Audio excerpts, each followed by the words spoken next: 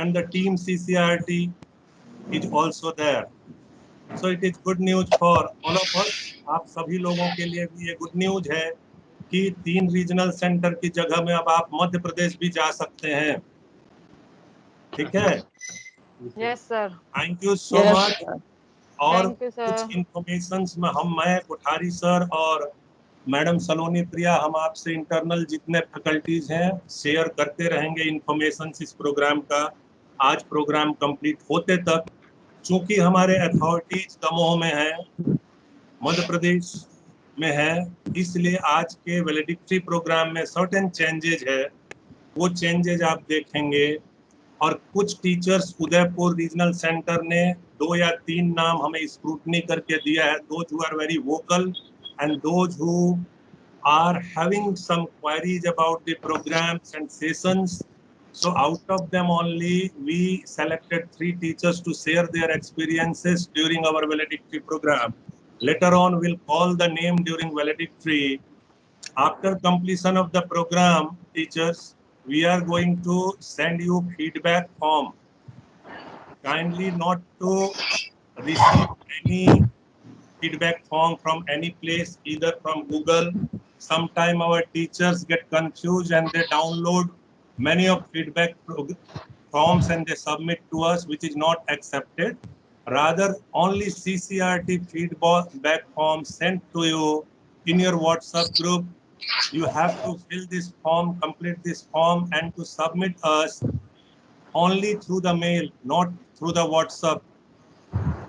Email is our email address is ddtrg.ccrt@nic.in. That is Sir, also repeat again. mentioned. That is also mentioned in the program schedule top page, first page. Please refer to that email address, and only on that email you ensure to send that feedback form sent by the CCRT by Monday, right? And another important thing, definitely after completion of the program, you will be waiting for the e-certificate of the program. Huge number of teachers has been registered and few without registration, few are waiting because of they have been deputed by their government. Because of technical capacities, we could not register them. But there are procedure to scrutiny the attendance of teachers. Then there was office in roster earlier. Now it is resuming. Because of many limitations, we will provide you the certificate after 30 working days, right? 30 दिन के भीतर में आपको certificate मिलेगा within 30 days.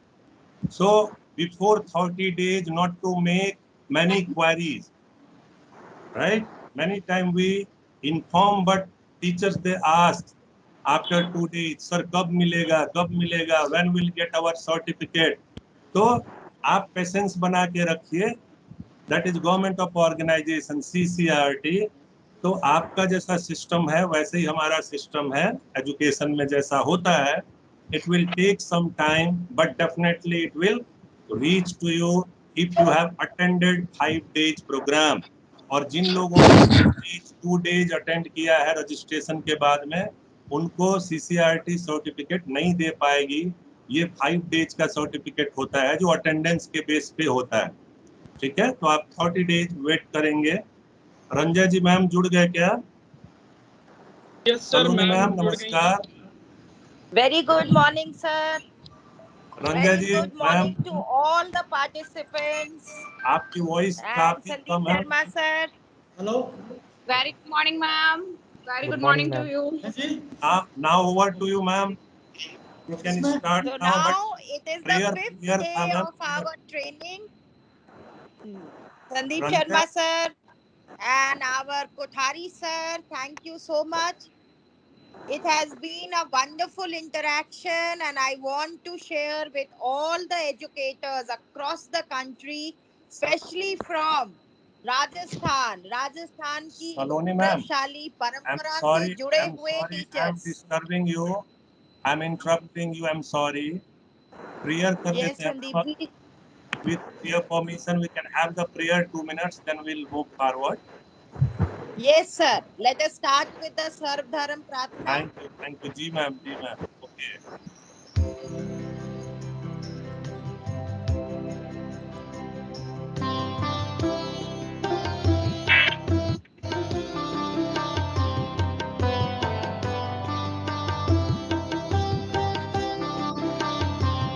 तू ही राम है, तू रहीम है, तू करीम कृष्ण खुदा हुआ, तू ही वाहे गुरु, तू यीशु मसीह, नाम में तू समा रहा, तू ही राम है.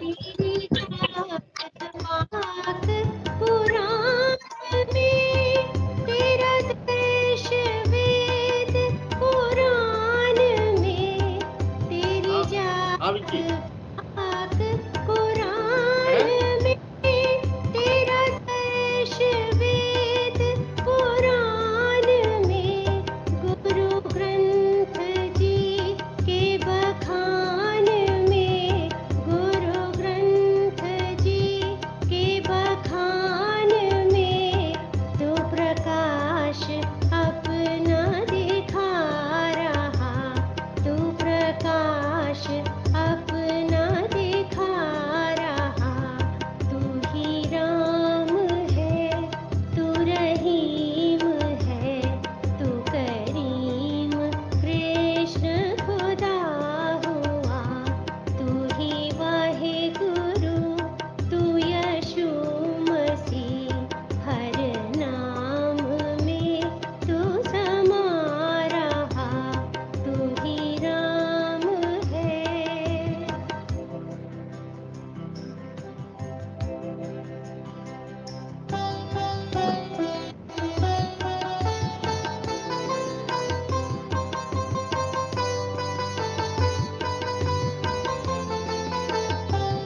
अरदास है कहीं कीर्तन, कहीं राम धुन, कहीं है हवन.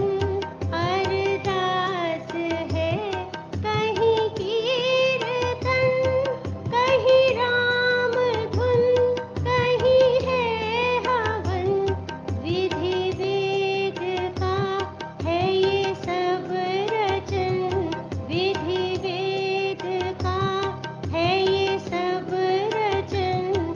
तेरा भक्त तुझको बुला रहा, तेरा भक्त तुझको बुला रहा, तू ही राम है, तू रहीम है, तू करीम कृष्ण खुदा हुआ, तू ही वाहे गुरु, तू यीशु मसीह, हर नाम में तू समा रहा, तू ही राम है, तू ही राम है, तू ही राम है.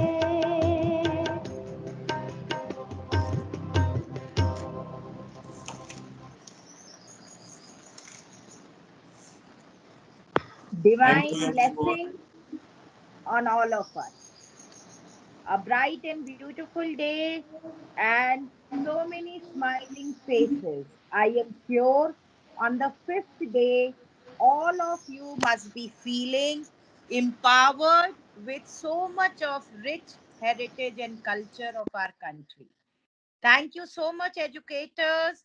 The way you have been participating, you have been responding to the resource people, you have been learning, and also a lot of sharing is happening on the group of varied best practices, so many things which you are doing at your own regional level. So we are extremely happy. I speak on behalf of our director, our deputy director training, Dr. Sandeep Sharma, and myself, that your participation and your learning has made this 5 day workshop extremely useful and very, very satisfying for us. Today, it is not the end of the training, but it is a beginning of you taking your valedictory messages today. At 1 o'clock, we will all meet for a valediction of this training program. But yes, we would like to make a note for all of you. Please do take care of yourself, because teachers are very important human resource. You are people who have to be the guides, the mentors, and the facilitators of bringing in a new era in our country. अगर भारत को विश्व गुरु वापस बनना है, तो ये आपके छोटे छोटे प्रयास से ही आगे होगा. So I would like to say that during this pandemic, please don't become demotivated and disheartened. Storms don't last forever.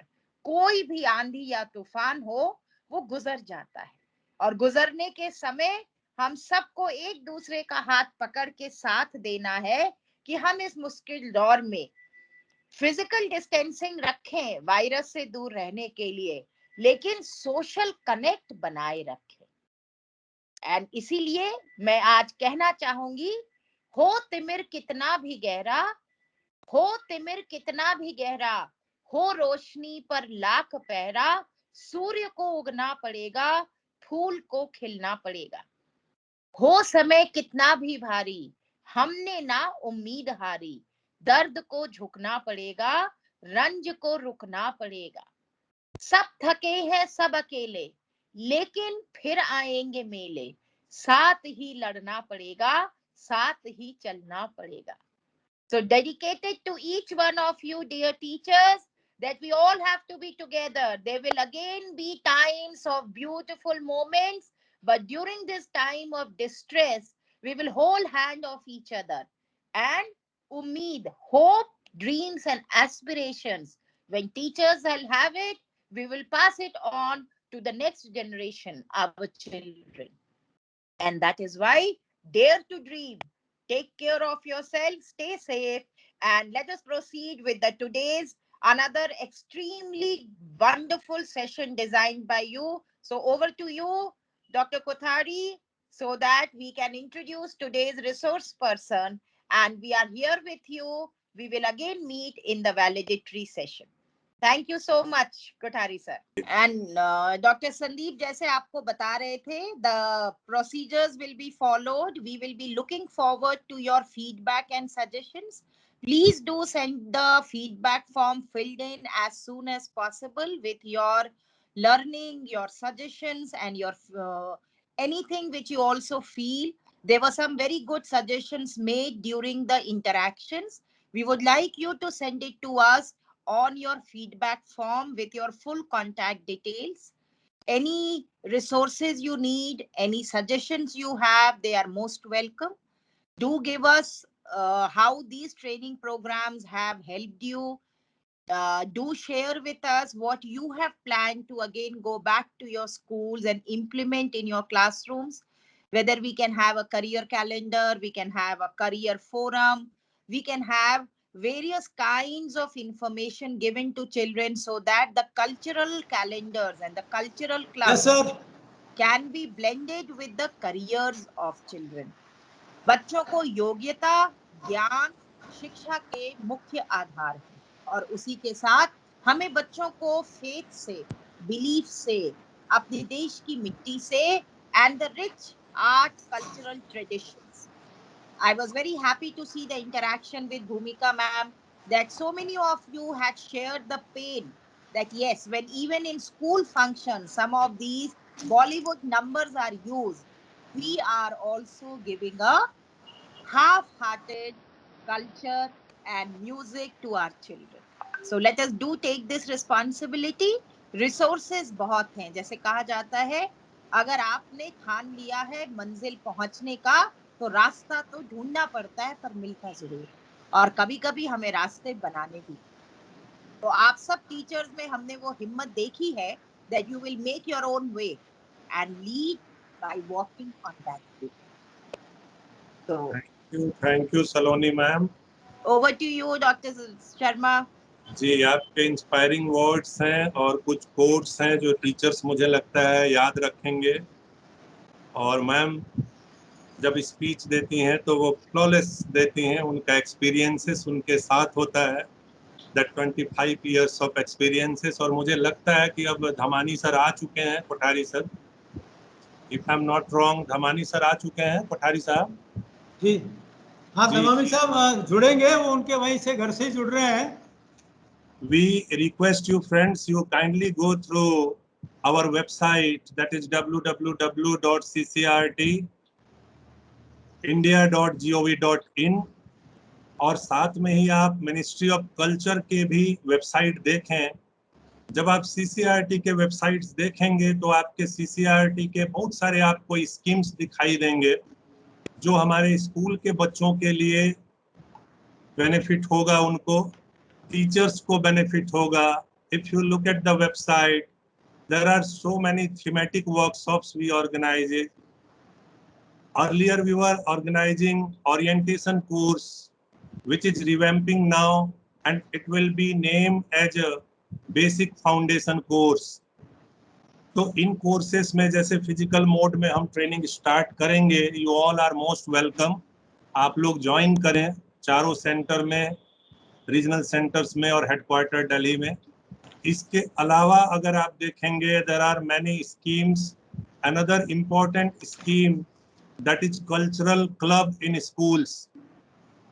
Our trained teachers, after having rigorous training, they go back to their schools, sends us their reports, what are the development they are carried out in their school system regarding cultural education. They report us, and then they can apply for the cultural club. Cultural club एक छोटा scheme है जिसके अंदर में एक grant न कहें उसको, एक हेल्प हम करते हैं कि you can invite 2 or 3 artists to have classes in your school, either in craft or in music or any of the Indian art form. You can pay them from our CCRT grant, that is 7,500 only. ठीक है, ये हम resume करेंगे इस scheme को कुछ समय में। कोरोना टाइम में चूंकि स्कूल्स बंद थे, बच्चे स्कूल्स नहीं आ रहे थे, इसलिए ये 1-1.5 साल से अभी इम्प्लीमेंट नहीं हो रहा है, बट आप आगे अप्लाई करेंगे। ठीक है, इसके अलावा CCRT के पास स्कॉलरशिप और फेलोशिप्स के प्रोग्राम है। You please go through the all scholarships and fellowship programmes.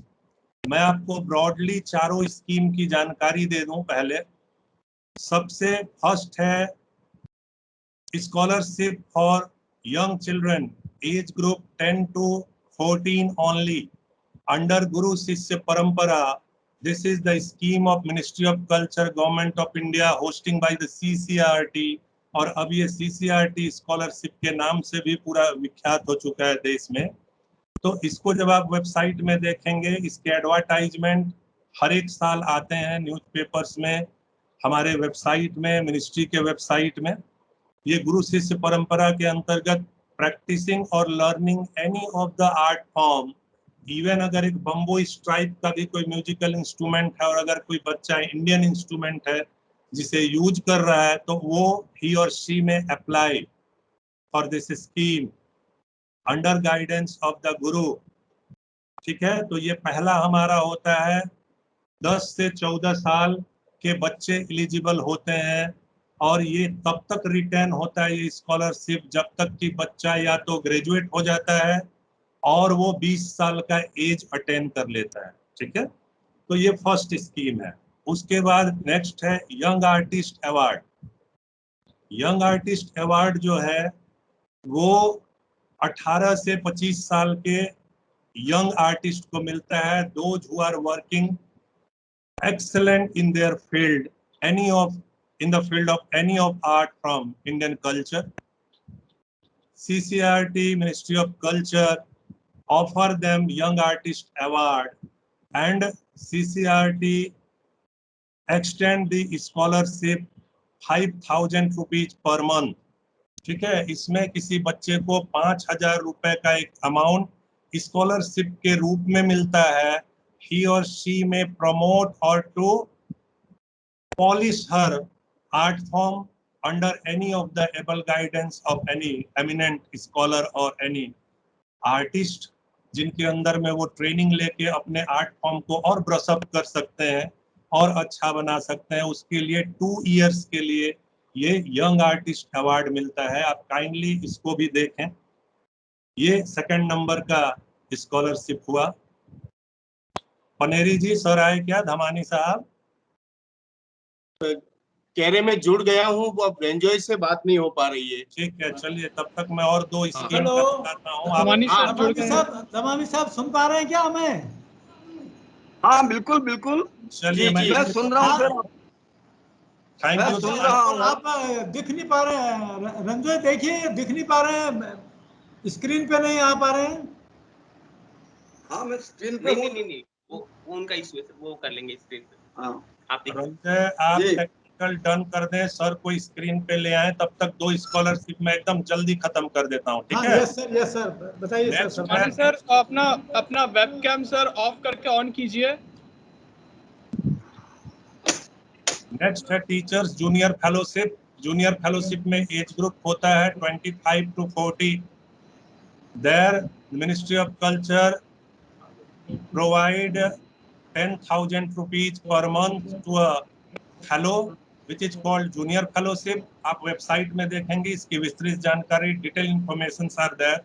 Then another is the senior fellowship, highly prestigious. It is also for 2 years. इसमें भी 2 साल का फेलोशिप होता है. सीनियर फेलोशिप कहलाता है ये. और इसमें जो अचीवर हैं उनको ये फेलोशिप दी जाती है. ये 4 स्कीम्स हैं CCRT और ministry of culture government of India के अंदर.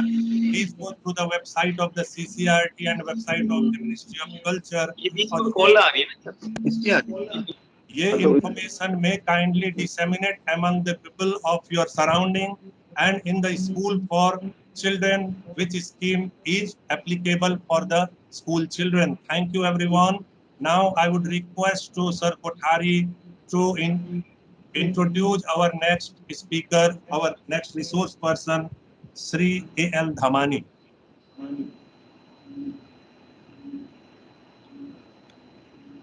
Over to you, Kothari sir. Thank you, Sharma साहब. I extend my heartily welcome to all of you. मैं आप सभी का इस वर्कशॉप के अंतिम 5वें दिन में हार्दिक स्वागत करता हूं. अब हमारे बीच एल दमामी साहब हैं, मैं उनका भी हार्दिक स्वागत करता हूं. वो हमारे एक्सपर्ट है और आज हमारी ट्रेडिशनल आर्ट एंड क्राफ्ट पे अपना लेक्चर देंगे. और जहाँ तक दमामी साहब का बात है, ये वेल नोन आर्ट क्रिटिक हैं, बहुत ही इनका नाम है राजस्थान में, और ये अच्छे चित्रकार भी हैं. Is very good painter also. कई उनके पब्लिकेशन है, कई उनकी बुक्स प्रकाशित हुई है, उनको कई अवार्ड मिले हैं, जिसमें ललित कला अकादमी राजस्थान का अवार्ड भी शामिल है, और वो लगातार आर्ट फील्ड से जुड़े हुए हैं. मैं अब दमामी साहब से आग्रह करूंगा कि कृपया जी सर. अपना उद्बोधन लेक्चर शुरू करें. धन्यवाद. हेलो. हाँ दमामी साहब आपको सुन पा रहे हैं, लेकिन आप आपका कैमरा ऑफ करके फिर ऑन करिए प्लीज. आप स्क्रीन पे नहीं दिखा रहे.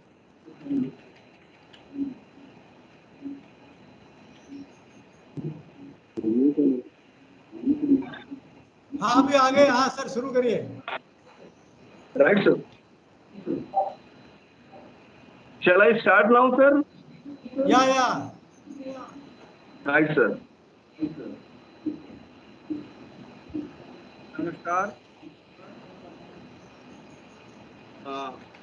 Respected Director CCRT New Delhi, Regional Director Kothari sir, other authorities, and august unions of educators, my warm greetings to you all, sir. I have been in the task of speaking and sharing with you the that is the traditional arts and crafts of India. This subject, the traditional arts and crafts of India. India is a country of varied, vast heritage, arts, and crafts, So I would like to condense myself to a certain limit and to talk about not much analytically, not much elaborately, but what is fundamental about it, about the subject, about the arts as proper traditional arts and crafts of our country. Uh, I try myself to share with you, sir. मैं अपने विचार आपके साथ साझा करूंगा और इस विषय को मैं कितने हिस्से हैं इसके, what is tradition, what is art as proper, what are the crafts, how can we categorize them, what objects and artifacts and articles are there, could be put into uh, crafts category, and what is art is aesthetically proper, and how we have been enriched by the creativity of our traditional arts throughout country, right from the Middle Ages also and earlier too. I try myself to talk to you, to share with you my ideas about these subjects. I'll be speaking in Hindi as well as in English too. Friends, यह एक वृहद और व्यापक विषय है। भारतीय संदर्भ में ट्रेडिशनल आर्ट्स और क्राफ्ट्स का एक विस्तृत इतिहास है और इसमें अद्भुत और विपुल और कलात्मक संपदा से भी हमारा ये इतिहास भरा पड़ा है।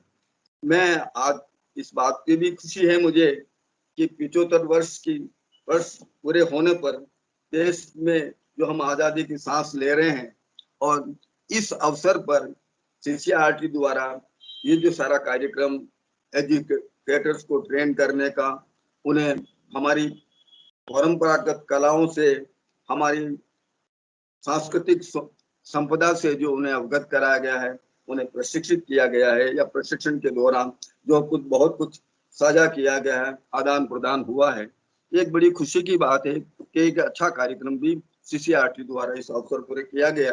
बिकॉज वी ऑल नो कि हमारा जो विगत रहा है, our past is very glorious, it's full of creativity for thousands of years. If we begin from the Indus Valley, we come to know how the arts, the sculptures, and likewise the crafts and the craft material which was available in the local provinces, in the local villages also, how our very intelligent, very creative craftsmen have created such wonderful items, articles, and at the same time they are not decorative, they are not only beautiful, but they are wonderfully utilitarian. That was the only, the characteristics of these artifacts, that they have still been created one after another, and lots of imitations have been created. इनकी जो अनुकृतियां बनती गई, ये उनकी उपयोगिता के आधार पर है। मैं क्राफ्ट्स और आर्ट्स के बीच में जो अंतर है उसको भी थोड़ा संक्षिप्त में स्पष्ट करना चाहूंगा। जी, सैद्धांतिक रूप से आप सभी जानते हैं कि किन्हें क्राफ्ट कहा जाता है, कौन सी कृति, कलाकृति जो है वो आर्ट्स के उस कैटेगरी में आती है, और इसके साथ ही किन कलाकृतियों को या किस शैलियों को या फॉर्मलिस्टिक स्ट्रक्चर के आधार पर, उन एलिमेंट्स के आधार पर हमने उनको पारंपरिक कला कहा है। मैं संक्षिप्त में आपका जिक्र करूंगा। जहां एक और पारंपरिक और उपशास्त्रीय और शास्त्रीय कलाओं का उद्भव और विकास हुआ, वहीं हस्त कौशल और दस्तकारी की दक्षता की वजह से हमारे यहाँ इन आर्टिफैक्ट्स का भी भरपूर विकास हुआ और निर्माण और निर्मित होती रही।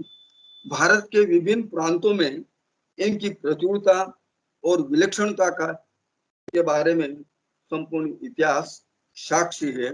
हम ये कह सकते हैं कि अवर ग्लोरियस पास्ट, जहाँ एक विपुल संपदा, एक विराट संपदा का विकास होता रहा, उसी के कारण आज हम अपने उन कलाओं से प्रेरणा लेकर के आज के आधुनिक समय में भी हम उनको, उनके क्रिएटिव एलिमेंट्स को ट्रांसफॉर्मेशन के जरिए एक नई कला रचना का संसार भी निर्मित कर सकते हैं, जैसा कि किया भी जा रहा है। मैं आपसे यहाँ कहना चाहूंगा कि ये कलाएं उस तत्कालीन समय में राज्याश्रय और समाज के प्रशय के अंतर्गत ही उनका विकास होता रहा था, जबकि स्थिति आज दूसरी है। फिर भी सांस्कृतिक और सामाजिक जो टेम्परामेंट था और क्राफ्ट्स के लिए जिस तरह से जो स्थानीय सामग्री उपलब्ध होती थी, एक विशेषता है उस क्राफ्ट्समैन की कि जिसने उस समय जो उपलब्ध सामग्री है, जो आसानी से उसको जो उपलब्ध हो जाती थी, उन्हीं से विचित्र क्राफ्ट्स की चीजों को, they may be toys, they will be human figures, they will be other objects like which are used in the villages or in the towns or in the cities, उनका भी उसने निर्माण किया। तो ये उपयोगिता दृष्टि से और बड़ी डेकोरेटिव, बड़ी अलंकृत रूप से, बड़े सुंदर रूप से और अपने हस्त कौशल से अपने शिल्प को उन्होंने जिस तरह से उकेरा है, निर्माण किया है, वो एक बहुत ही महत्वपूर्ण चीज रही है। मैं इसके बारे में मैं आपसे साझा विचार साझा करूंगा, क्योंकि कलाओं के, ट्रेडिशनल कलाओं के बारे में ये कहा जा सकता है कि वह न केवल राज्याश्रय में हुई, बल्कि सामाजिक और धार्मिक और राजनीतिक टेम्परामेंट के अंदर भी, उस एनवायरनमेंट में भी वे प्रभावित हुई हैं। और उसी तरह के विषयों को लेकर के the content was also taken and was painted और was created according to the temperament of the artist. इन सब बातों पे मैं थोड़ा संक्षिप्त में आपसे कहना चाहूंगा, लेकिन मैं आपसे कहना चाहता हूँ कि आजादी से पूर्व भारत में इतनी रियासतें थी, छोटी बड़ी, करीब 560 ये रियासतें थी, और उन सब में जितना विकास हुआ क्राफ्ट के कामों का और कलाओं का, ये इतना बड़ा विपुल और विस्तृत संसार संपदा है कि उन सब के बारे में मैं बहुत कुछ विस्तार में कहना तो मुझे इस अल्प समय में मुश्किल ही होगा। ये दुष्कर कार्य है कि मैं उन सब के बारे में एनालिटिकली कुछ बात करूं, लेकिन मैं उनका आपसे परिचय जरूर कराना चाहूंगा कि किस तरह की कलाएं किस क्षेत्र में उत्पन्न हुई। मैं कुछ इमेजेस भी दिखाना चाहूंगा और मैं आपको उनसे उन अनुकृतियों का जो हुआ है, तो मैं आरंभ में मैं आपके साथ जो वार्ता कर रहा हूँ इस विषय पर मैं ये कहना चाहूंगा कि एक मुझे श्लोक याद आ रहा है, इसलिए without any nitty gritty I like to condense it. तो एक चाणक्य का एक श्लोक है, मैं आपको सुनाना चाहूंगा कि जब भी हम किसी विषय की चर्चा करते हैं या उसको समझना चाहते हैं या उसमें विशद वार्ता या चर्चा साझा करना चाहते हैं, तो उस वक्त में हमें ये जरूर ध्यान होता है कि उसका जो मूलभूत, जो सारभूत जो तत्व है, जो फंडामेंटल्स हैं, if we are clear about them, I think we understand them, we conceive them very thoughtfully, very clearly also, and that we can teach our students also that that is what the real meaning of the object, of the craft, of the creativity is. मैं आपसे श्लोक साझा करना चाहूंगा, शायद आपको अच्छा लगेगा, और वो यह है, जैसा कि चाणक्य ने ये बात कही थी कि अनंत शास्त्रम बहुलाश्च विद्या, अनंत शास्त्रम बहुलाश्च विद्याम अल्पश्च कालो बहुविघ्नात् च, अल्पश्च कालो बहुविघ्नात् च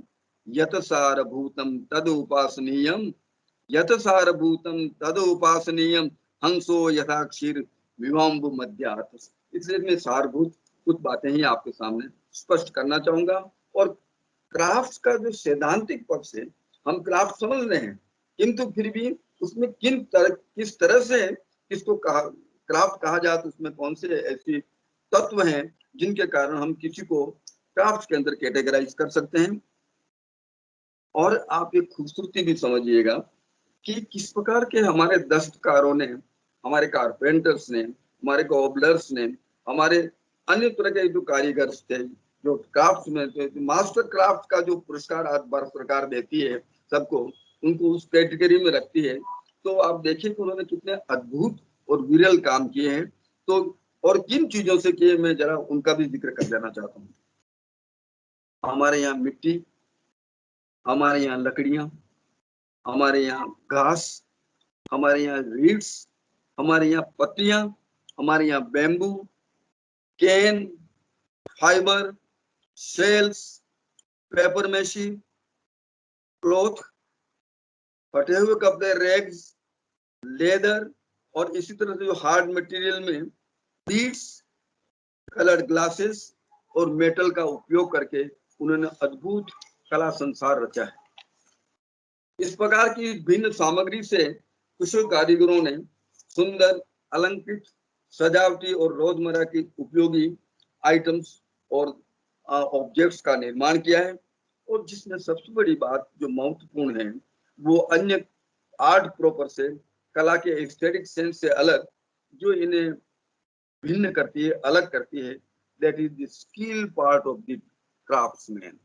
That is the skill. Skill is very important in making or creating any object of the crafts.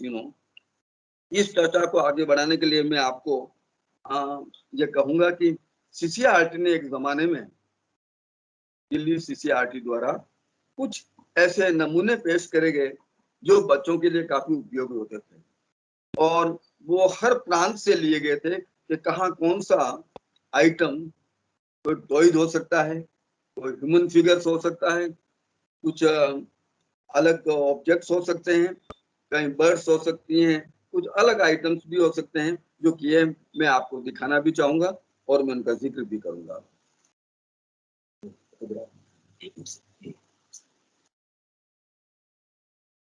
इससे है ना, और फोटोग्राफ अपने अंदर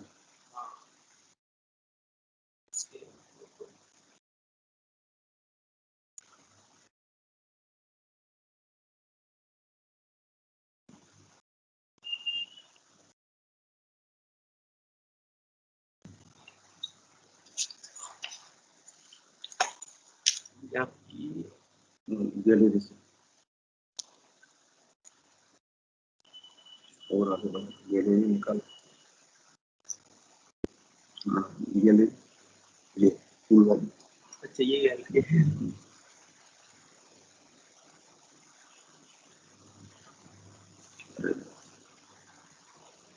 ये कौन सी वाली? ये आई ये नहीं, आगे निकाली, आगे निकालो। अरे यार, आगे निकाल, ये कहाँ है अभी यार? वो मेरे है ना। हाँ ये हाँ ये यहाँ से, ये यहाँ से दिखाते जाओ। दिख रहा है सर? बोल, अब आगे बढ़ो। नहीं, वो पढ़ लेंगे, दिखाना। अरे ये नहीं, फोकस से करो ना। ठीक है, देखो, आगे बढ़ो। हाँ छोड़ दीजिए। अच्छा, देखा हमने?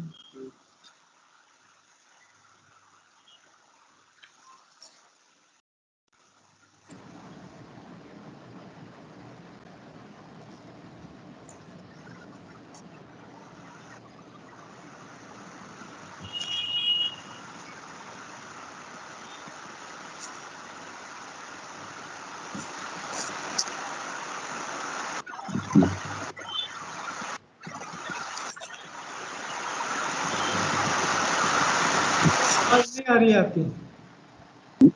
बोलो आप। ये जो बर्ड्स हैं, ये मैं इस फोटोग्राफ में आप देख पा रहे होंगे, इस इमेज में, कि कहाँ ये हुआ था। मैं अलग से जिक्र कर दूंगा सर इन सबका। एक बार मैं सब इमेजेस दिखाना चाहता हूँ। ये बड़ी नहीं आपका PPT और फोटोग्राफ दिख नहीं रहे हैं। क्या है? वो दिख रहे? एक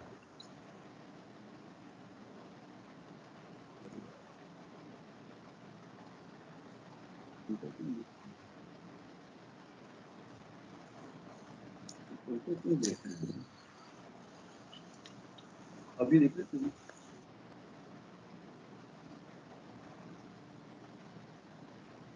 बड़ा मुश्किल। ये दिख रहा है ना? ये नहीं, ऊपर वाला ये है। हाँ, ये तो है। ये यार, नहीं अब बोलो। नहीं बस वो दिखा, वो तो ये फोटो दिख रहे थे ना? हाँ। इमेज। हम्म, जैसे दिल्ली, उत्तर प्रदेश, राजस्थान, बिहार, पश्चिम बंगाल, आसाम, त्रिपुरा, केरल, तमिलनाडु, आंध्र प्रदेश और उड़ीसा, गुजरात, पंजाब, कर्नाटक, पांडिचेरी, मणिपुर, लद्दाख एवं इन सब प्रदेशों में क्राफ्ट्स के जो नमूने, जो इमेजेस मैंने दिखाई, हर जगह जो अवेलेबल सामग्री थी, they did not go to get it from the market, but whatever was available in the local area, they tried to exploit it and tried to use it, and they made certain things. जैसे बहुत खूबसूरत toys बनाए गए हैं, कपड़े से हैं, ईट से हैं, सेल से हैं, लीव से हैं, और इस तरह से सभी चीजों का उपयोग करते हुए उन्होंने उनका निर्माण किया था। लेकिन अब मैं आपसे ये कुछ सैद्धांतिक रूप से बात भी स्पष्ट करना चाहूंगा कि जो कि क्राफ्ट वास्तविकता क्या हो सकता है, किस प्रकार से हम, क्योंकि क्राफ्ट में भी कला है, क्राफ्ट में भी क्रिएटिविटी है, क्राफ्ट में भी प्रारंभिक रूप में जिसने एक प्रोटोटाइप बनाया होगा उसने भी अपने इमेजिनेशन का खूब अच्छी तरह से उपयोग किया है। लेकिन फिर भी जो बेसिक डिफरेंस है बिटवीन आर्ट्स एंड क्राफ्ट में थोड़ा सा संक्षिप्त में आपको जिक्र कर देना चाहता हूँ, क्योंकि क्राफ्ट्स के अंदर जो नियोजन है, जो नियंत्रण है और जो निर्देशन है वो पूर्णतया पूर्वगामी होता है। जैसे क्राफ्ट साधन और साध्य में अंतर करता है, दोनों परस्पर संबंधित होने के बावजूद भी एक दूसरे से भिन्न है। जैसे कि साधन के लिए जो वस्तु प्रयोग में काम ली जाती है, जिसका उपयोग साध्य प्राप्ति के लिए किया जाता है, जैसे औजार, मशीन, ईंधन, ये सभी क्रियान्विति के लिए जो उपयोग में लाए जाते हैं, उन्हें उद्देश्य पूर्ति के बाद और उद्देश्य पूर्ति के पूर्व इस प्रकार से मैनिपुलेट करते हैं, उन उद्देश्य पूर्ति पर उन्हें समाप्त भी किया जा सकता है। जैसे कोई भी एक आइटम है जिसको आप बनाना जा रहे हैं, तो जिन चीजों की जरूरत है उनका उपयोग करते हैं, बाद में वो सब चीजें मैनिपुलेट होने के बाद में समाप्त भी हो जाती है, उनका जो रूप है, उनकी जो संज्ञा है वो भी बदल जाती है। एक मान लीजिए कि एक चेयर है, एक इंजन है, उसमें कितनी चीजों का होता है, हर चीज अपने आप में फिनिश्ड होते हुए भी अपनी आइडेंटिटी रखने के बाद में जब वो उसमें उपयोग में ले आई जाती है, तो क्राफ्ट में सबसे बड़ी बात यह है कि जिस प्रकार से उनका जो परिणाम प्राप्त हो जाता है, और इसमें अंतर ये होता है कि जो ये प्री कंसीव्ड है, क्राफ्ट में जिस चीज का निर्माण करना होता है वो प्री कंसीव्ड है, वेल थॉट आउट है। जबकि आप देखेंगे कि आर्ट के अंदर, कलाओं में, जब आप कोई पेंट करना जा रहे हैं, कोई पेंटिंग करने जाते हैं, बहुत कुछ पूर्व निर्धारित, पूर्व नियंत्रित, पूर्व सोचा हुआ नहीं होता है। When you try to create it, तो आगे बढ़ते हैं। यही बात बच्चों में भी देखी जा सकती है कि how they start painting any object और एनीथिंग इन देयर माइंड, तो किस प्रकार से उन रंग और रेखाओं का उपयोग करते हैं। और यही हमारे एजुकेटर्स की, आर्ट टीचर्स की जरूरत होती है कि वो बच्चों को किस तरह से इतनी आज़ादी और इतनी फ्रीडम दे देते हैं कि वो किस तरह से किसी चीज को विजुलाइज कर रहा है। An apple which is red in colour, he can create in black color also. So there is no objection why the apple is black or not, I mean red, you know. So here we have to encourage the potential, the creativity, the imaginative power of the child, और यही एक teacher का मुख्य role होता है। बनस्पत की उसे इस तरह से बनाया जाए या इस तरह से कहा जाए, उसके लिए निर्देशन दिया जाता है। लेकिन क्राफ्ट की बनाते वक्त, किसी क्राफ्ट ऑब्जेक्ट को बनाते आपको इन सब चीजों का तो ध्यान रखना ही होगा कि कैसे उसको, उन साधनों का उपयोग करना है, और उसमें कितना नाप जोक भी रखना है, नाप तोल भी रखना है। तो ये जो नियंत्रण है वो हम देखते हैं कि एक पूर्व ज्ञान की जो बात है वो नितांत रूप से क्राफ्ट्स में आवश्यक है। जबकि कलाओं में आपका अनुभव, आपका इमेजिनेशन, आपकी पोटेंशियल क्रिएटिविटी जो है वो एक गेम है, एक तरह का वो खेल करती और आप एक रचना संसार बनाते हैं। उसमें सौंदर्य बोध दोनों में भी हो सकता है। इसके बावजूद भी जो क्रिएटिविटी का जो अंतर है वो क्राफ्ट और आर्ट में होता है। तो मैं जरा पढ़ना चाहूंगा, एक कलिंगवुड ने एक बहुत सुंदर बात कही है, इट्स वेरी प्रेसाइज एंड वेग। क्राफ्ट के निर्माण के पूर्व जो ज्ञान है वो एक बहुत प्रेसाइज होगा। इट इज नेवर वेग, you know. Any craftsman makes an object, item or artifact. If he makes it vaguely, he is no craftsman. With each aspect of the construction is very precise in his mind. An instrument maker knows the difference between one and another. देखिए अब दो चीजें बनाई जा रही। Craftsman बहुत अच्छी तरह से सुविदित होता है, उसको अच्छी तरह से पता है। मैं आपको एक उदाहरण म्यूजिक के बारे में देना चाहूंगा कि एक सितार है और एक सुरबहार है।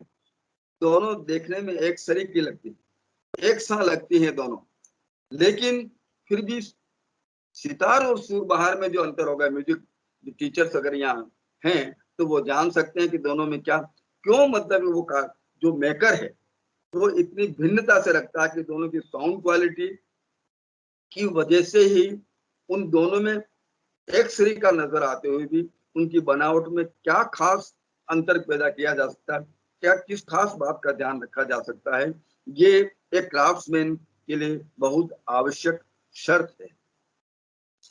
जबकि आप देखिएगा कि क्राफ्ट्स और आर्ट में एक मैं पढ़ना चाहूंगा, एक कोटेशन है, जरा देखिएगा कि craft is a skilled work which is the result of learned technique. Craft is a skilled work which is the result of learned skill, technique and experience. It has a tangible form and serves decorative and functional purposes. Functional purposes, craftsmen, depending upon the use. For what purpose do you make? Do you manufacture? Do you build? And do you make an art crafts article? It can be reproduced. देखिए craft की जो भी चीज है उसको कई बार मनुष्य की अनुकृतियां बनाई जा सकती है, one after the another many. It is just like a mould में जो चीजें बनती है ठीक इस तरह से आप उनको बना सकते हैं। We can be reproduce again and again with the same merit, with the same quality, in the same manner, you know, in the same form and format.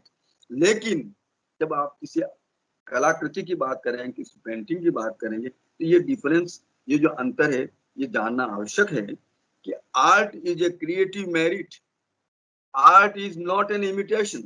पहली शर्त ही यही है, कला के परिभाषा का पहला शब्द है कि it is not imitation, it is a search, it is a search.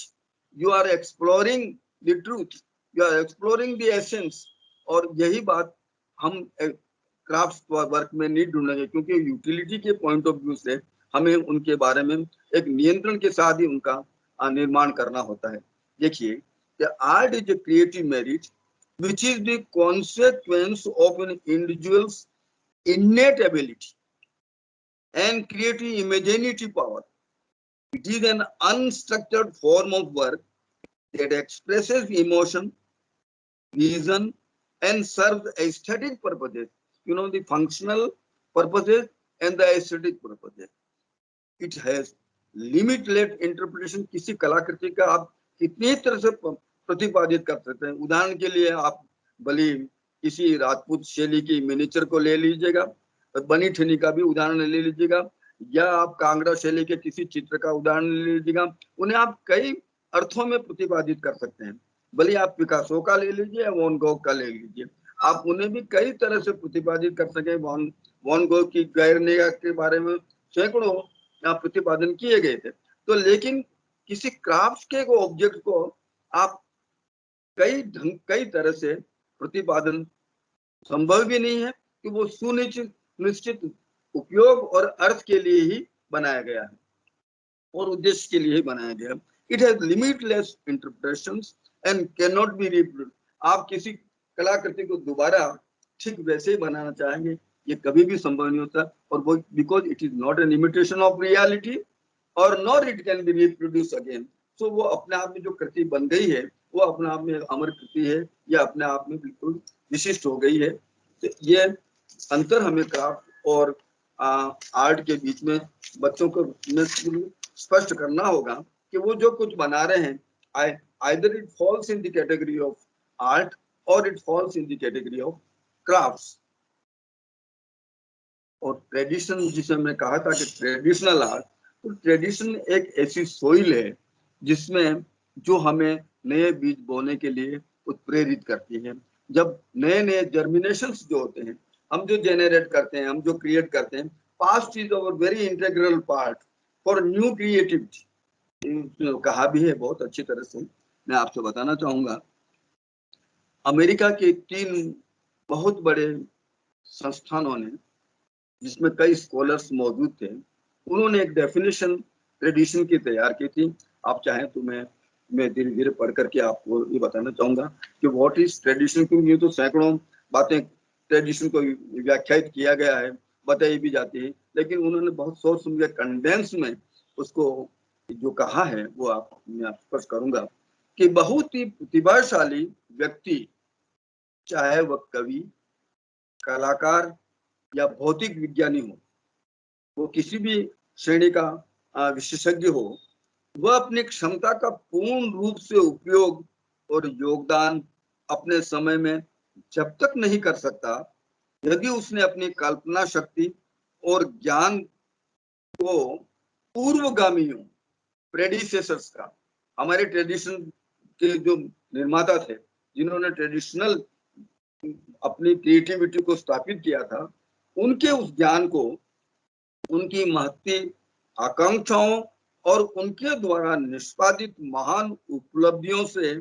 नहीं प्राप्त किया हो, या उनके उन उपलब्धियों से हम प्रज्वलित नहीं हुए, उनसे कुछ लिया नहीं हो, आप अपने समय में महान योगदान नहीं कर पाएंगे। क्योंकि tradition is a soil which germinates, जो हमें देती है। इसलिए हमारी सारी जो ट्रेडिशनल आर्ट है, वो कितने मिनिएचर हो, भले राजस्थान के 5 स्कूल के राइट हो, भले कांगड़ा और गुलेर और पहाड़ी स्कूल हो, भले मुगल हो, तो मुगल में भी आपने देखा था कि पर्शियन जो इफेक्ट आप कहते हैं, या पर्शियन जो एलिमेंट्स हम कहते हैं, वो एक परंपरा से जो बहुत सार्वभौमिक, जो यूनिवर्सल अपील रखती है, उन सब चीजों का, उन एलिमेंट्स का, उन प्लास्टिक एलिमेंट्स का, जैसे स्पेस डिवीजन है, ऑर्गेनाइजेशन से, यूज ऑफ कलर्स है, बैलेंस है, हार्मनी है, सैकड़ों चीजें, जो चीजें हम किसी कलाकृति के को रचने में या किसी क्राफ्ट की वस्तु को निर्मित करने में हम जो उपयोग करते हैं, तो tradition is a very important aspect which help us to create new creative. Because ये भी कहा गया है कि जो ट्रेडिशन था वो उस वक्त में बहुत नया था। अपने समय में हर चीज, अगर हम कहते हैं कि यदि वो नई है, आधुनिक है, तो कुछ समय बाद तो उससे भी ट्रेडिशन हो ही जाना है। इसलिए इसे कहा था कि modernity is also a new tradition. Modernity is also a new tradition. एक उदाहरण देना चाहूंगा मैं आपसे कि सेकंड वर्ल्ड वॉर के बारे में क्या हुआ, कि जो समाप्ति के बाद में काफी नरसंहार और काफी तरह की नशंस होने से एक वजह से बहुत हर तरह के मतलब जीवन के क्षेत्र प्रभावित हुए थे। तो बहुत सारे यूरोपियन आर्टिस्ट थे, they migrated to USA, America चले गए, एंड देयर दे बिल्ड, उन्होंने गुगेनियम करके नाम का मॉडर्न आर्ट म्यूजियम बनाया। देखिएगा वो art museum, then it was very very modern, but after few years it was turned unmodern. Look, the very modern museum was turned unmodern. Why? Because new things came. लेकिन जो कुछ नया आया वो उस पूर्वगामी, उस परंपरा पे, उन मूल्यों पर या उन तत्वों पर ही आधारित था जिसे हमें दिशा निर्देश मिल रहा कि it can B, so tradition can be transform into modernity. इस तरह का ज्ञान भी हमें एजुकेटर्स को अपने बच्चों को, अपने स्टूडेंट के साथ शेयर करना आवश्यक होता है। इसलिए ट्रेडिशन बहुत महत्वपूर्ण है। इसको नहीं भूलना चाहिए। यहाँ मेरा अर्थ केवल कहने का इतना ही है कि जब हम किसी एब्स्ट्रैक्ट या हम किसी भी तरह का रियलिज्म या नेचुरलिस्टिक किसी भी तरह की कलाकृति बना रहे हैं या कोई ऑब्जेक्ट हम क्राफ्ट्समैन जो करते हैं, तो उन्हें क्राफ्ट्स में तो ट्रेडिशन चलता ही चलता है, लेकिन जो कला का जो रूप है यहाँ के आप देखिएगा कि जो मिनिएचर्स थे एक जमाने में कितने आधुनिक रहे होंगे, कितने आकर्षक तो थे ही, लेकिन कितने महत्वपूर्ण वो कलाकृति माने गए। लेकिन इनको हमने ट्रेडिशनल में डाल दिया, और जो इन वर्तमान में जो हम जिस तरह का कला रचना कर रहे हैं, कई तरह की टेंडेंसीज, आर्ट टेंडेंसीज जो डेवलप हो रही है, वो सब अपने आप को बहुत कंटेम्परेरी, बहुत समकालीन, बहुत आधुनिक कहती हैं। लेकिन ये स्पष्ट है और ये सच है कि आने वाले कुछ समय के बाद में दिस विल आल्सो बिकम, क्योंकि आप ये भी जानते हैं जो यहाँ कलाकार, जो यहाँ चित्रकार जो हैं या जो चित्रकला पढ़ाने वाले एजुकेटर्स हैं, वो अच्छी तरह जानते हैं कि 1945 से पूर्व यूरोप में जितने कला आंदोलन हुए, करीब 14-15 आंदोलन हुए थे, एक एक बाद दूसरा होता गया, क्योंकि जो सजगता के आधार पर, रचनात्मक के आधार पर, सृजनशीलता के आधार पर जो नए नए जो विचार आए, जो नए जो इमेजिनेटिव फॉर्म्स क्रिएट होती गई, कंसेप्ट्स जो आए, जो प्रत्यय आए, उसके कारण हम कभी एक जगह नहीं रुके रहे। तो आप देखिए कि वो, लेकिन परंपरा उसमें जो ट्रेडिशन था, मतलब जो पास्ट है वो खत्म नहीं होता, और उसके और पास्ट के कला के क्षेत्र में भी या किसी भी क्षेत्र में जो बहुत बहुमूल्य तत्व हैं, उनको सदैव उनका उपयोग करते हुए, उनको नए के साथ जोड़ते हुए, या आपके इमेजिनेशन के साथ, या आपके अपनी क्रिएटिव पावर के आसपास जोड़ते हुए ट्रांसफॉर्म कैसे किया जाए, और ये करना ही एक महत्वपूर्ण काम है। और यही बच्चों के साथ भी यही बात है कि वो बहुत कुछ चीजें आसपास की देखता है, लेकिन किस प्रकार से वो उनको अपने ढंग से, अपने पोटेंशियल, अपने क्रिएटिव पावर, अपने इमेजिनेटिव पावर से नया रूप देता है, गढ़ता है, ये उसको और अधिक विकसित होने में मदद करता है। And that is the role of a teacher also. It is not that we are transferring anything into him or only imposing on him. At the same time, what we are encouraging him to create more, to transform himself more, to enlighten his and ignite his own power. That is the role of a teacher. Perhaps you know all know it better. मैं संक्षिप्त में अब आपको कुछ थोड़ा सा और कहना चाहूंगा, और मैं कुछ चित्र भी आपको दिखाना चाहूंगा।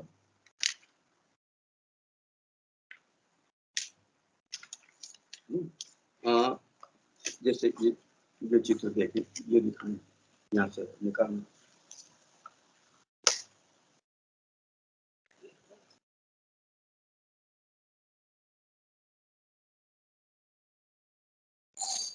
हाँ, इसके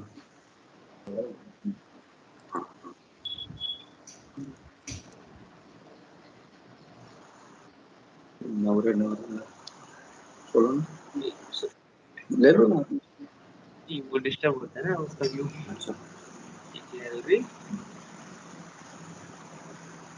हाँ ऊपर ले जाओ, हाँ यहाँ से, यहाँ से,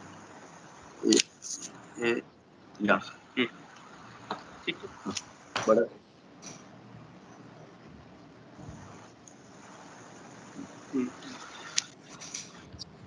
बड़ा चलने चलो ये हाँ, अब आगे बढ़ो।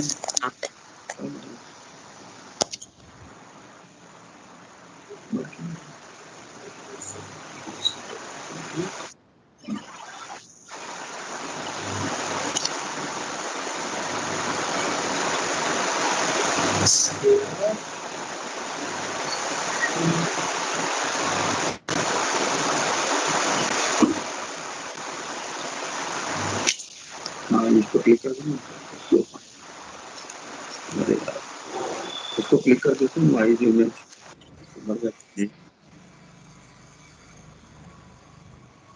आगे क्यों नहीं बढ़ रहा है?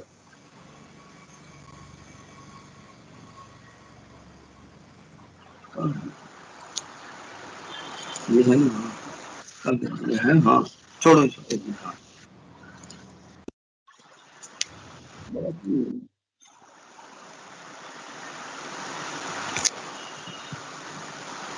क्यों नहीं बदला? कुछ प्रॉब्लम आ रही है, मुझे टेक्निकल इशू आ रहा है। दिखाने में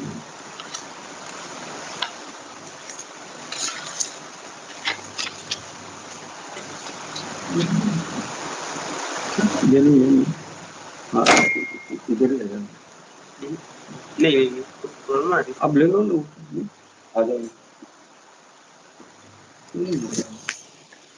सर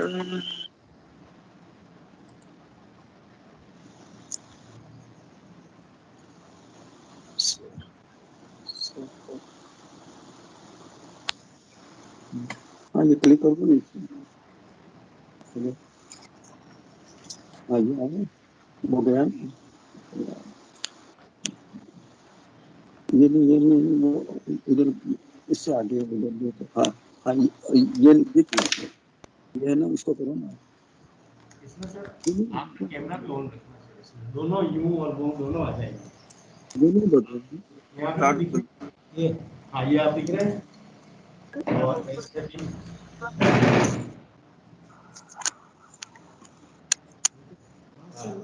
दोनों 2-3 लेवल। हाँ मैं इतना स्किल्ड नहीं है फोटोग्राफी में।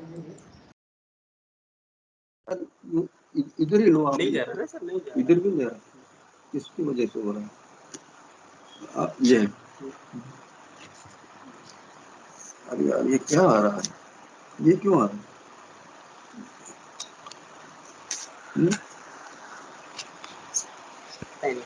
कोई बात नहीं। टाइम की बात है। हाँ ये आया है,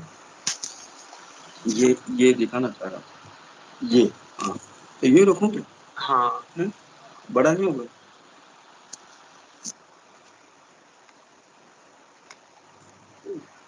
अरे यार वही दिखा, ये वीडियो क्या है? वीडियो हाँ ये आया। अभी इसको सिंगल इमेज ले रहा है सर। हाँ तो सिंगल, अब आगे बढ़ाओ इसको सिंगल को। नहीं फिर वापस वो करना पड़ेगा वहाँ पे जाके।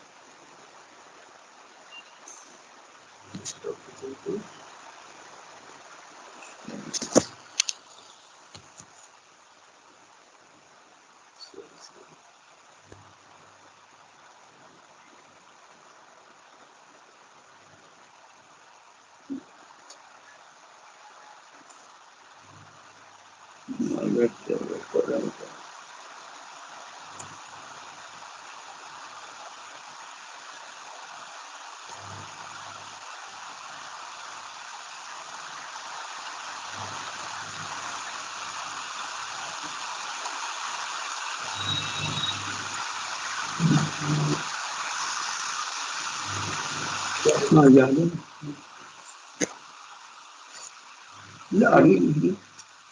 आगे बढ़ाओ। टच में मल्टीपल टच से हाँ, इसको आगे बढ़ाओ, वो जो ये तो दिखा चुके हैं।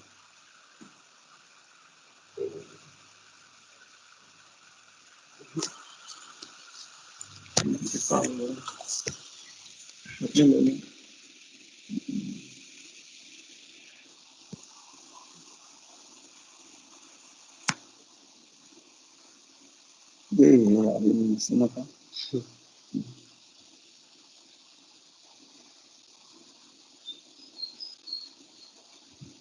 फोटो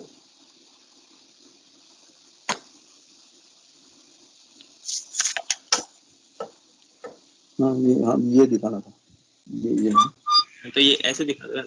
ऐसे दिखा। हाँ अब बदलते जाओ आप। बदलेगा नहीं सर, ये सिंगल इमेज आ रही है, पता नहीं क्यों। कैसे बात करेंगे? I am sorry, actually I am not able to show you very properly. Sir मैं इंटरप्ट कर रहा हूँ दमाई साहब, अगर ये आपका पीपीटी नहीं दिख पा रहा तो आप सर ओरली प्लीज करिए तो अच्छा रहेगा। नहीं दिखाया तो आप ऐसे बोल रहे थे। तो मैं आपको कुछ इमेजेस के आधार पर बोलना चाह रहा था, तो इसलिए मैं चाह रहा था कि मैं दिखाऊं आपको, क्योंकि हमारे यहाँ कुछ ट्रेडिशनल आर्ट फॉर्म्स ऐसी हुई हैं जो मधुबनी से लेकर कलमकारी तक और सारे देश में के अलग अलग भागों में बहुत ही महत्वपूर्ण ढंग से बड़े कला क्षेत्र के अंदर वैश्विक स्तर पर जिनका मान सम्मान और जिनकी कृतियों का, जिसकी क्रिएटिविटी का सम्मान हुआ है, जिन्हें प्रतिष्ठित किया गया है और जिनका अंकन भी किया गया है। ऐसे में ये कुछ चित्र मैंने तैयार किए थे कि मणिपुर में क्या हुआ था, मधुबनी में क्या हुआ था, कलमकारी किसे कहा जाता है, वर्ली पेंटिंग्स कैसी हुई हैं, और इसी तरह तंजौर का काम कैसे हुआ है, जहाँ कपड़ों पे काम हुआ है, जहाँ धातु शिल्प से वो धातुओं द्वारा भी शिल्प तैयार किए गए या पेंटिंग तैयार गई। ठीक इसी तरह से हमारे राजस्थान का जो जिसे राजपूत शैली कहा गया है, उदयपुर, चावड़, देवगढ़, बूंदी, कोटा, किशनगढ़, मारवाड़ और मेवात के जो जयपुर के इतने स्कूल्स रहे हैं, स्कूल्स में शैलियां, इन शैलियों में कितना प्रादुर्भाव हुआ, कितने विरल ढंग से, कितने अनुपम ढंग से उन्हीं खूबियों को एक से दूसरे से खूबा। जैसे कोटा और बूंदी का आप एलिफेंट, कोटा का एलिफेंट देख लीजिएगा, और ठीक इस तरह से बनी ठनी यदि आप बूंदी की देखते हैं या कोई दूसरी स्त्री या पुरुष का चित्रण देखते हैं, तो आपको उनको बेसिक फंडामेंटल फिगर जो अंतर नजर आता है, वो मेवाड़ शैली से, तो मेवाड़ के स्त्री पुरुष या उनके हंटिंग सीन्स या कोटा के हंटिंग सीन्स कैसे डिफरेंट है, इन सब बातों का जिक्र किया जा सकता है और उनका भेद भी बताया जा सकता है। वही इमेजेस में आपको बताना चाह रहा था। उसी तरह से किस प्रकार से कृष्ण के ऊपर जो कृष्णा कल्ट है, उसके ऊपर से लेकर के जितने भी हमारे यहाँ जो रचनाएं हुई है, कलाकृतियां बनाई गई, लेकिन वो किस तरह से राजस्थान से और कांगड़ा शैली में भिन्न है। यहाँ तक कि पहाड़ी शैली में आप देखेंगे कि किस तरह से कांगड़ा गुलेर से थोड़ा सा भिन्न है। कहाँ उसमें कौन सी उस फॉर्म में कहाँ चेंज है, ये कभी कभी बारीकी से उसको भी बताया जाना जरूरी है, और टीचर्स को तो मालूम होना ही चाहिए और होगा भी, जरूर अवश्य होगा कि किस प्रकार जितनी पहाड़ी शैलियां हुई है, जितनी हमारे मेवाड़ की, जितना साउथ के अंदर जिन तंजौर में और जहाँ जहाँ भी जो चित्रण हुआ है, उनमें भी बेसिक डिफरेंस क्या है, वो है केवल फॉर्म का difference. It's not a matter of the material use. जैसे कोई कैनवास है कि कोई धातु की पट है, इनका जैसे आप काली घाट के चित्रों को देख लीजिएगा, और इसी तरह से आप काली घाट के बाद आप चाहें तो आसाम के अंदर देख लीजिएगा। इसी तरह से आप मधुबनी के बने हुए चित्रों को देख लीजिए। इसी तरह मध्य प्रदेश के अंदर में भी जितना काम हुआ है, उन सब का जो तो मैं समझता हूँ कि इमेजेस में दिखा नहीं पा रहा हूँ, लेकिन उनको दिखाने पर जो बेसिक जो हमारे मतलब स्पेक्टेकुलर जो डिफरेंस नजर आता है, जिस प्रकार से हम विजिबल रूप में उनको देखें, तो मैं समझता हूँ ज्यादा आनंदित हो सकते थे, ज्यादा देख सकते थे। लेकिन शायद कोई प्रॉब्लम आई है। मैं आपको जिन चित्रों को मैंने आपके समक्ष प्रस्तुत करना चाह रहा था, जो मैंने संग्रहित किए थे यहाँ और मैं लाया हूँ, वो नजर नहीं आ रहे। फिर भी मैं कोशिश दोबारा करता हूँ, यदि मैं आपको दिखा सकता हूँ तो ठीक, अन्यथा आप चाहें तो मुझसे आप किन्हीं ऐसे आपकी शंकाएं जो है या आपके जो क्यूरियोसिटीज हैं, I am here to answer, try to I mean explain, and whatever I can do to solve and to answer your questions, I'll be ready. So any one of you want to interact with me, ask me any question which I try to satisfy you. नहीं बोलो तो हो गया ना, वो पूछेगा ये दिखाएं कैसे यार, ये नहीं दिखा चित्र, नहीं दिखा को कॉल करो। क्या, इससे क्या होगा? नहीं मतलब उनको इससे बोलो, सुन पा रहे थे सर आप सुन पा रहे थे मुझे? हेलो? हाँ हाँ बिल्कुल सुन पा रहे हैं। अच्छा सर, तो मैं वो इमेजेस दिखाना चाहता हूँ सर, क्योंकि वो जो मधुबनी और कलमकारी में क्या अंतर है, वो केवल मुझे मौखिक एक्सप्लेनेशन के बजाय if we see the visual I mean object that makes a clear difference and it is more understandable.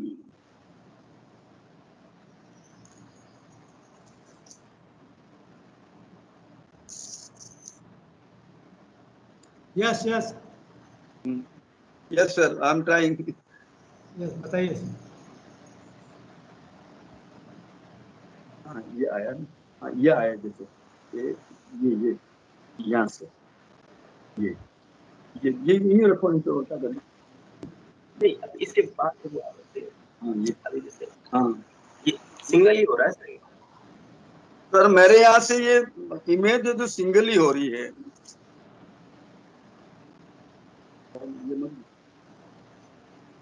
कोई ऐसा वर्बली एक चीज कैसे वर्बली नहीं समझ में आएगा ना, ये चीज कैसे समझ में आएगी? इसको टेक्निकली सेंस में नहीं, इसको नहीं कर सकते। हाँ नहीं, वो नहीं, आप जो कह रहे हैं वो ठीक है, बट आई एम नॉट, क्योंकि कहने से थोड़ी समझ में आएगा।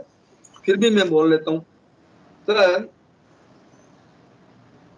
ये जो कलमकारी और मधुबनी का जो मामला रहा था और जो चित्र बनाए गए थे, ये डाइवर्स और डिस्टिंक्ट है एक दूसरे से, और कई बार इनमें जो फोक एलिमेंट्स हैं उनका उपयोग हुआ है, और हो सकता है कि रचना की दृष्टि से भी इनमें एक जो फोक जो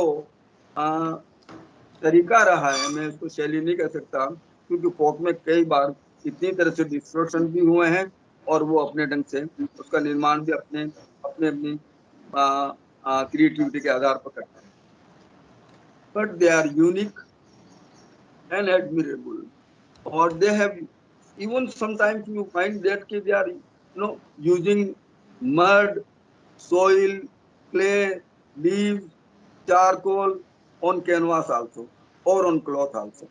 या आपने मधुबनी के चित्र देखा भी होगा, ये कपड़े भी वो अब बनाने लगे हैं। पहले कई उनका जो कैनवास होता था वो उसका न जाने कई तरह के वो चीजों को उपयोग में भी लाया करते थे। इसके अलावा इसके बाद में मैं चाहूंगा कि कलमकारी के बाद में आप देखिए कि जो मछलीपट्टनम में जो जिस प्रकार के आंध्रा में जो शिकल शास्त्री काम हुआ है, चित्र बनाए गए हैं, और उनमें जो ब्लॉक पेंटेड और ब्लॉक पेंटिंग की जो फॉर्म्स यूज की गई हैं और उसका यूज किया गया है। और इसके बाद आप जो वेस्टर्न घाट ऑफ इंडिया की तरफ से भी आप देखेंगे तो वहां भी नए नए जिन चित्रों का उपयोग हुआ है। इसी तरह से काली घाट के चित्रों को आप देख सकते हैं, जिनको नए नए रूप में भी निर्मित किया गया है, बनाया गया है, और जो बहुत ही चीप पेपर पर उनको पेंट किया गया है। कई बार उनके ब्रशेज भी इतने ऑर्डिनरी होते थे, लेकिन जिस तरह के जिस क्रिएटिविटी के साथ जिस अपनी इमेजिनेटिव पावर के साथ उन्होंने बनाए हैं वो आज भी अद्भुत लगते हैं। एक्चुअली मुझे एक तकलीफ ये हो रही है कि मैं आपको उनको अच्छी तरह से दिखा नहीं पा रहा हूँ, ये वर्क नहीं हो रहा है मेरा यहाँ, लेकिन नहीं तो मैं आपको राजस्थान के जितने स्कूल्स हैं, जितनी शैलियाँ रही है, उनके चित्रों से अवगत करा करके उनको दिखा करके उनके जो बेसिक डिफरेंसेस हैं मैं उन पर भी बातचीत कर सकता था, लेकिन ये संभव नहीं हो रहा है। ठीक इसी तरह से मैं आपको बताना चाहूंगा कि कांगड़ा में जिस प्रकार के कृष्ण भक्ति के ऊपर, कृष्ण से संबंधित विषयों पर जो चित्रण हुआ है, और सिमिलर चित्रण हमारे राजस्थान में भी हुआ है और अन्य प्रांतों प्रदेशों में भी हुआ होगा, लेकिन जो फॉर्म का जो डिफरेंस है वो केवल मैं चित्र दिखा करके सकता हूँ। I am unable to show you. Thank you very much. Now I would invite your question if you like to ask anything regarding this topic. Any one of you most welcome, sir. Other than the topic, also on art and craft also. ये interactive session है, कोई कुछ पूछना चाहता है तो कृपया पूछिए, एक एक करके बताइए। हाँ, जितना समय बचा है आप मुझे, मैं चाहूंगा कि मैं शायद आपसे अभी इंटरेक्ट होकर कुछ अच्छी तरह से बातचीत कर सकूं, कुछ विचारों का आदान प्रदान या साझा कर सकूं, और शायद ये मैं नहीं कह पाया, आप अब पूछे और मैं शायद कुछ बता सकूं। हाँ, ये अभी नाम आया था गोविंद व्यास। गोविंद जी व्यास, बताइए क्या पूछना चाह रहे हैं। Any one of you, sir. Ladies and gentlemen, I again invite your Raise your hand and unmute yourself. Good morning. हाँ जी, मैं जयंत मित्र कलकत्ता से बोल रहा हूँ। Yeah, sir.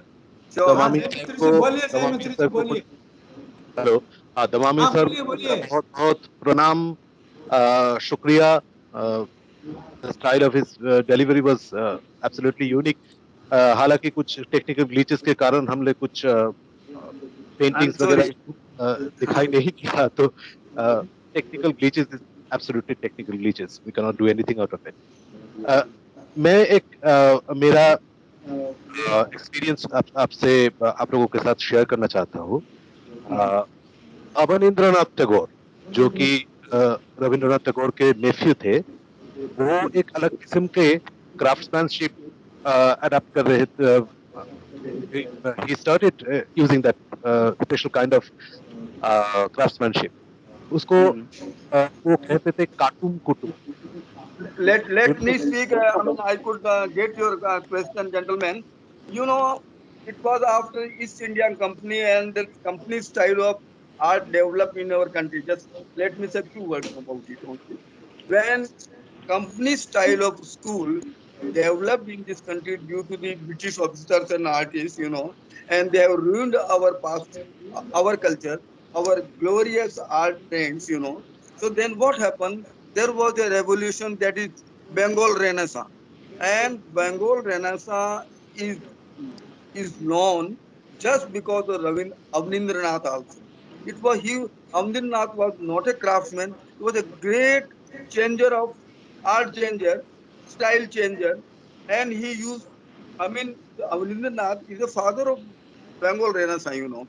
So, and if you see his paintings, one of the paintings when Shah Jahan was just sitting in a passive mood and there at the time of his death and all that. So आप जो कह रहे हैं कि मैं कलकत्ता आया हूँ और many friends, I mean contemporary artists are also my friends here. तो वो क्राफ्ट्समैन नहीं होकर के उन्होंने जो रेनेसा का मतलब था कि हमारे जितने पास्ट का जो ट्रेंड था, इवन राजा रवि वर्मा, उन्होंने जितनों ने भी सेंटिमेंटल ढंग से जो पेंटिंग की थी, उसमें रविंद्रनाथ रविन्द्रनाथ टैगोर जो भी उनकी बहुत ओल्ड एज में when he got retired from literary activities, he started painting. So it was complete abstraction of the work, abstraction of the art work. तो आप देखेंगे कि कलकत्ता ने और शांति निकेतन ने और Bengal art school of art ने बड़ा परिवर्तन किया, बड़ा रिवोल्यूशन किया कि हमारी भारतीय कला का पुनरुद्धार हुआ और इसीलिए हम फिर से नए ढंग से अपनी कला को स्थापित कर पाए.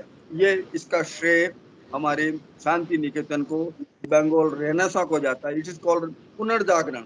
भारतीय कला का ये पुनर्जागरण होगा. I think this satisfies you. Any other question? नहीं, काटुम कुटुम के बारे में मैं अगर कुछ कुछ कहना चाहता हूँ, हर एक को जी. मालूम है शायद। ये मैंने देखा कि काटुम कुटुम में क्या किए जाते थे कि नेचर से अपरूटेड ट्रीज, मतलब उसका ब्रांचेस और रूट्स अगर पड़े हुए तो उससे वो लोग मिलाते थे कि नेचर का कौन सा शेप उसमें आता है। किसी को शायद कैमल जैसा दिखता है, किसी को घोड़े जैसा दिखता है, एलिफेंट जैसा दिखता है। I have observe that this ये अदा स्टूडेंट्स को बहुत अच्छा लगता है। और मैंने भी देखा कि कुछ ना कुछ स्टूडेंट्स मुझे वो उसी जैसा पीस लाकर दिखाते हैं, सर देखिए ये तो बिल्कुल उस जैसा दिख रहा है। So I think this may create a new style of exploring the nature, looking at the nature. That's very vital at a human, क्योंकि स्टूडेंट्स को अगर आर्ट के बारे में इंटरेस्टेड होना हो तो पहले उसको नेचर को देखना चाहिए। ये मैं आपका ठीक है. मैं आपसे ये कहना चाहता हूँ कि हाँ, अगर आप बच्चों में क्रिएटिविटी को हाईलाइट करना चाहते हैं, उसको एनकरेज करना चाहते हैं, उसको और अधिक बढ़ाना चाहते हैं, तो आप अपने स्थानीय स्तर पर, अपने लोकल लेवल पर, what ever medium is available, what ever material is available. जैसे हमारे राजस्थान में, मैं उदयपुर के पास आपको बताना चाहता हूँ, एक मौलाला छोटा सा गाँव है. वहाँ के पोटर्स वर्ल्ड वाइड फेमस हो गए हैं. लेकिन वो जो मिट्टी है, उस मिट्टी से हम लोगों ने भी कहा, मैं वो शांति निकेतन, वो बंगाल रेनेसा पे बोल रहा था. तो जो प्रश्न था उनका नेचर से, तो तो वो बिल्कुल ठीक कह रहे हैं कि नेचर का एक इंटरेक्शन जो, क्योंकि हम एजुकेटर्स एज एन आर्टिस्ट नहीं बात करते हैं, but we talk as teachers and as helpers, as guides to the students. Now therefore what is interaction with nature, with other objects, what is available with available material, available medium, and if you want to transform or enkindle the abilities, his potential, uh, I mean energy और his creative power, तो इन सब के लिए हमें कुछ चीजों का उनके साथ इंटरेक्शन जरूरी है. कि जो नेचर है, एक पत्ती भी ले लीजिए, take a leaf, 2, 3, 4 leaves of different kinds, and tell them what difference is there between them. The difference of color, the tones, and the green, how green is shape green. तो ये सारी चीजें तो एक तरह से आर्ट, क्योंकि art को आप किसी इकोनॉमिक्स की तरह नहीं पढ़ा सकते, एक मैथमेटिक्स की तरह पढ़ाने वाले टीचर की तरह से आर्ट टीचर अपने स्टूडेंट को ऐसे नहीं पढ़ा. जैसे अब मैं म्यूजिक का भी ले लीजिए, आप चाहेंगे कि किसी कोमल ऋषभ और शुद्ध ऋषभ में, या कोमल गंधार में और शुद्ध गंधार में जो अंतर है, वो तो सुना के ही पैदा किया जा सकता है, वो सुना के ही समझाया जा सकता है, वो सुन करके ही गले में डाला जा सकता है. तो ऐसे तो हम नहीं कर सकते कि भी हमने लिखित में जो कर दिया. Written music is quite different from the audible music. तो इसलिए जैसे कला में भी यह है कि जो कला के छात्र हैं, जो कला के अध्यापक हैं, उन्हें तो नेचर के साथ, उन ऑब्जेक्ट के साथ, उन रंगों के साथ, उन रेखाओं के साथ एक ऐसा विजुअल ऑब्जर्वेशन भी बहुत जरूरी है. वहीं एक्सपीरियंस करने की जरूरी है. तो जहाँ ऑब्जर्वेशन है, वहीं experience will take place, and that very experience will be translated into your creative form, into your creative visibility. तो ये सारी चीजें तो हमें करना ही है. और give freedom to the children so that they can create their own. एक छोटा सा बच्चा किस प्रकार पापा और मम्मी बनाता है, which never looks like the human figures also, sometimes which never looks like, never resemble it also. So that resemblance is never necessary in a creative art. Because art has its own reality. It does not depict and imitate the reality outside of the nature. The world's reality is not possible. If you are creating that, if you are representing that, it means, अभी मैं आपसे बताना चाहूंगा, sorry this is not a subject but I like to give an example. आपके साथ जो कोठारी साहब बैठे हैं, Mr. Dinesh Kothari, I have seen some of his works. I never explained them and not energetically talked about, but through his paintings I would like to tell you few words. He has created some certain paintings of in abstract form. So there are only spots only. In 2, 3 paintings, I found that only on spots of blue, pink, red, green, and like that he has composed it actually. The whole space has been organized. It has balance, it has harmony, but it does not tell you anything so realistic that you can figure out that this is man or woman or tree or stars or whatever the objects we see in nature, and that is they are so real. But having been so unreal, you can enjoy and visualize that work of art, the paintings. I have actually 1 or 2 paintings which I have liked so much. I could see it. I mean, that was somewhat a dark painting, with some spots and dots, which he has used in the painting. So I tell you, unless that imaginative power which focuses how to express it, if it is not there, you cannot create any art. Otherwise, because art is not imitation, and it is a search, it is an exploration, and particularly in abstract art, it is the essence of the object. एक समय में ये भी कहा गया था कि after 1945, the death of the object, युद्धों के संहार के वजह से ये भान भी आया, ये महसूस भी किया गया कि किस प्रकार वस्तु की मृत्यु हो चुकी है. The object of the death. Therefore, this expressionism, this expressionistic theory of painting has come into existence and it was followed later on. And then there are many sort of concepts played in making the abstract art and all that cannot be now explained and described. But I would like to tell you, one thing which you want to teach your children is that art is not imitation. You do not copy it. If you copy it, it means you are, doing nothing new. You are not creating anything. You are trying to copy. That is what I wanted to say. Tell you that in craft, what happens? A chair is made. Anybody can make that chair afterwards. He can imitate it, the length and the size and weight and all that, even the material also. Everything can be very decisively used. But in art, but in painting, you cannot do it. Then it is not proper art. It is imitation, it is realism, because the realism of the art is quite different. The reality of art is different because art is the correction of nature. It has been said. Why it corrects the nature? Because there is an imagination power, imaginative power. It is your creative force.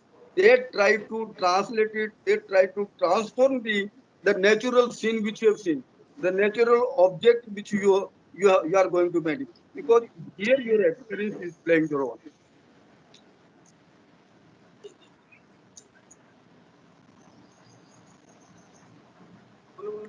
Hello, hello, hello, hello, hello. हाँ सुन पा रहे हैं आपको, बताइए sir. बोलिए Yes, sir. sir. Some other question, if there, it will enlighten me to speak more. If some other question also, because the same way, if I'm speaking on the same question, I think it won't be. Any question? Any other want to? Nitish Chandra ji, Gopal Lal ji, unmute कीजिए sir, raise your question. तो नहीं दे रहा। Hello sir, hello, hello. Yes, Any other someone is question? asking. हाँ हाँ, yes sir, yes. अपना नाम बताएं sir, please tell us your name. हाँ, ये My मोहनलाल name जी, मोहनलाल जी बताइए। please. Hello hello hello, hello, hello. Hello. Sir हाँ, हेलो। मोहन आप जी सर, आवाज आ रही क्या? हाँ, आवाजें आ रही है, आप प्रश्न करें। जी सर, मोहनलाल जी, गोपाल लाल जहांगीर फ्रॉम राजस्थान। हाँ जी सर, मैं सर। हाँ बोलिए जहांगीर साहब, सुन बोलिएगा। रहे हैं आपको। हाँ मैं सर, सुन रहा जैसे हूँ अभी आपको। मित्रा जी, जयंत मित्रा ने बताया था कि कुछ प्रकृति में नेचुरल रूट्स या पेड़ों की टहनियां ऐसी होती है जिनकी आकृति स्वाभाविक कुछ न कुछ विशेष पशु पक्षियों से मिलती हुई होती है या विशेष आकृति लिए हुए होते हैं। Right, right. उसके बारे में बच्चों को काफी जागरूकता होती है। वैसे मैंने कुछ आकृतियों को इकट्ठा किया था, जैसे मैं आपके सामने दिखाना चाहूंगा। Excuse me, just let me interrupt you in your half question. यहाँ ये बात है कि आप जो विजुलाइज कर रहे हैं उस ऑब्जेक्ट में, दैट इज वो एक टहनी है या कोई लकड़ी का टुकड़ा है, हम उसमें कई चीजें जी फिगर जी आउट कर रहे हैं। जी जी। जैसे सर, जैसे ये स्वाभाविक अपने खेजड़ी होती है जो राजस्थान का राज्य वृक्ष है, उसके रूट्स का टुकड़ा है जो स्वाभाविक तौर पे कठोर एज ए कठफोड़वा जो पक्षी होता है उसकी तरह इसकी स्वाभाविक आकृति है। दूसरा, ये आकृति स्वाभाविक बनी हुई है जिससे अपने दीपक होता है। ठीक है जी। तीसरे, ये जैसे कैंडल स्टैंड होते हैं अपने द्वार पे लगाते हैं सर, स्वाभाविक तौर पर ये रूट्स का ये एक भाग है। एज ए कैंडल स्टैंड हम इसको यूज में ले सकते हैं, ऐसे तो दीवार की सटा के एज ए कैंडल स्टैंड के तौर पर इसको काम में लिया जा सकता है। और ये स्वाभाविक आकृतियां हैं। ऐसे हम प्रकृति से जुड़े हुए कई आकृतियों को पहचान सकते हैं, बना सकते हैं, अपने घर में काम में भी ले सकते हैं और उन्हें एक शो पीस की तरह भी उपयोग किया जा सकता है। ऐसे अगर हम बच्चों से जुड़े हुए ऐसे प्रकृति से जुड़े हुए जड़ों के बारे में, पेड़ पौधों की टहनियों के बारे में भी अच्छी तरीके से हम उनको बता सकते हैं।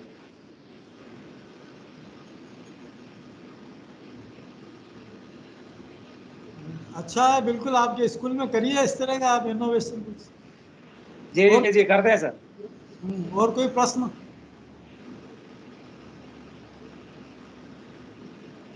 जी, और पेपर मैसी भी करवाते हैं सर। Very good. मुझे लगता है आगे बढ़े कोठारी सर, है ना? जी ठीक है सर, अभी कोई क्वेश्चन है नहीं तो अभी टी ब्रेक होगा। Thank you Damami sir, I extend my very very heartily thank you to you for your wonderful speech, and special thanks that you refer me and my painting in your lecture. So many thanks, and it is very useful for our participants and our teachers. मुझे लगता है कि हमारे जो teacher हैं उन्होंने जो आज कुछ सीखा है उसको, जैसे कि अभी जहांगीर साहब बता रहे थे, गोपाल लाल जी, कई सारी चीज़ें हैं जो हम अपने स्टूडेंट के साथ साझा कर सकते हैं।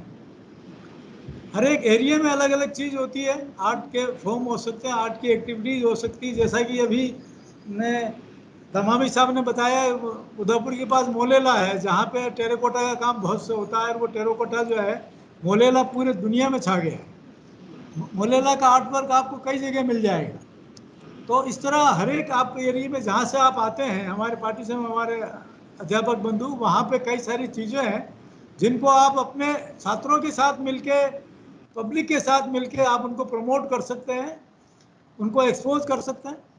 तो बहुत अच्छा दमामी साहब, आप धन्यवाद आपका, आपके इस उद्बोधन के लिए।